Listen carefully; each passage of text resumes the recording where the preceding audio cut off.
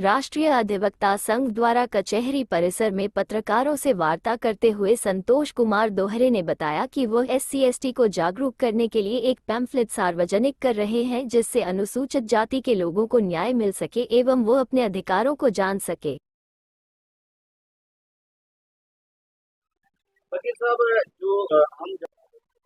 मैं सबसे पहले ये बताना चाहता हूँ आपको कि आज 2 अप्रैल है और 2 अप्रैल इस देश के SC/ST के व्यक्तियों के लिए एक बहुत महत्वपूर्ण दिन है। 2 अप्रैल 2018 को इस देश में एक बहुत बड़ा आंदोलन SC/ST के लोगों ने किया था। उसके बाबत जो अनुसूचित जाति जनजाति अत्याचार अधिनियम है, उसको इस देश में असमानता मिटाने के लिए सरकार ने 1989 में बनाया था इसको, कि समानता का अधिकार जो है मौलिक अधिकार है और अपरसता का अंत। संविधान का अनुच्छेद 17 जो है ये रोकता है कि कोई विभेद नहीं होना चाहिए। इस जातीय अत्याचार को रोकने के लिए ही सरकार ने 1989 में SC/ST एक्ट का गठन किया। इस SC/ST एक्ट को पंगु बनाने के लिए हमेशा से कुत्सित प्रयास लोगों द्वारा किए जाते रहे और 2018 में एक ऐसी व्यवस्था लाई गई कि इस एक्ट के तहत जो भी अपराध होंगे उस अपराध की रिपोर्ट जब लिखी जाएगी जब जांच हो जाएगी और गिरफ्तारी के लिए संबंधित SP या SSP की परमिशन ली जाएगी। इसके विरोध में अनुसूचित जाति जनजाति के व्यक्तियों ने 2 अप्रैल 2018 को एक बहुत बड़ा आंदोलन इस देश में खड़ा किया था, जिसमें हमारे 13 योद्धा शहीद हुए थे।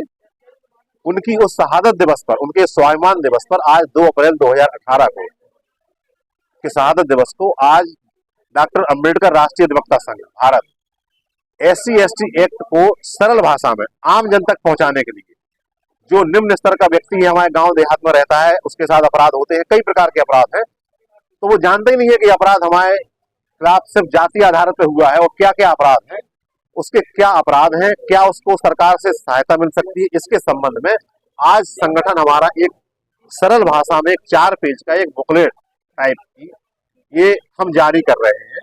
इसमें हमने उस प्रत्येक अपराध को लिखा है कि कौन कौन सा अपराध है। हम अगर इसको पढ़ के सुनाएंगे आपको तो काफी लंबा हो जाएगा। हमने इसकी कैटेगरी बांटी है इस एक्ट के अनुसार। एक्ट में जो लिखा है, एक्ट का एक एक शब्द हमने इसमें लिखा है। इसमें कई अपराध ऐसे हैं, मसलन कोई अनुसूचित जाति के व्यक्ति के मुंह में कोई घृणाजनक पदार्थ रखता है, ऐसे करके तो ये किस धारा में दंडित होगा, इसमें कितनी सजा होगी और कितने अर्थदंड से दंडित होगा। अलावा इसके इस एक्ट में ये व्यवस्था भी है कि पीड़ित जो होगा उसको सरकार आर्थिक सहायता उपलब्ध कराएगी। इसकी जानकारी हमारे लोगों में नहीं है। दुर्भाग्य की बात है कि हमारे अधिवक्ता बंधु भी इस चीज को इग्नोर कर जाते हैं, बताते नहीं। मुकदमा लड़ रहे हैं आप उनकी तरफ से, लेकिन उसे पैसा मिला या नहीं मिला ये भी नहीं बताते हैं। तो उसको कम से कम जो है इसमें 1 लाख रुपए, जो छोटे से छोटा अपराध है, 1 लाख रुपए दिए जाने का प्रावधान है। वो इस प्रकार दिया जाएगा कि जैसे ही FIR दर्ज होगी तो 25% यानी 25,000 रुपए उसको दिया जाएगा। आरोप पत्र जब कोर्ट में जब प्रस्तुत होगा तो उसको 50% यानी 75,000 रुपए उसको आरोप पत्र प्रस्तुत होने तक दे दिया जाएगा। नहीं लगता आपको काफी देर हो गई लोगों को जागरूक करने के लिए? हाँ, अब ये काम तो एक्चुअली सरकार ने नहीं किया। दूसरी बात हमारे राजनेताओं का था, राजनेताओं ने नहीं किया।